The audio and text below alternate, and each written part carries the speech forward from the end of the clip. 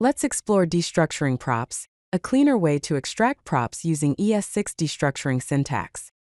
It's a feature that makes your React code more readable and maintainable.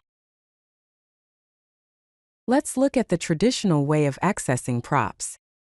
Consider a user profile component. To access each prop, you would use the props.notation. For example, props.name, props.email, and props.age. This can become quite repetitive, especially when dealing with components that have many props. Now let's see how destructuring can simplify this. Instead of passing props as a single argument to the user profile function, we destructure the name, email, and age properties directly in the function's parameter list.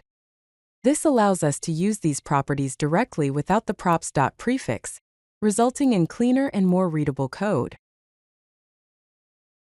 Destructuring also allows you to set default values for props. This is particularly useful for handling cases where a prop might be missing. In the user profile component, we can set a default age of 18 and a default role of user. If the age or role prop is not provided, these default values will be used, preventing unexpected undefined values and making your component more robust. Destructuring can also be used to extract data from nested objects within props. Let's consider user card component that receives an address and contact information as nested objects. We can directly destructure the city and country from the address object, and the phone and email from the contact object within the function parameters. This simplifies accessing nested data and makes the code more concise. So, why should you use destructuring for props?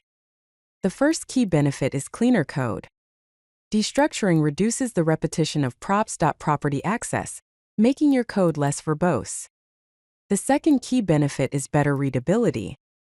Destructuring clearly outlines the expected props at the beginning of the component, improving code clarity, and making it easier to understand the component's requirements at a glance. If you like this video, hit that like button and don't forget to subscribe. Visit CodeLucky.com for more such useful content.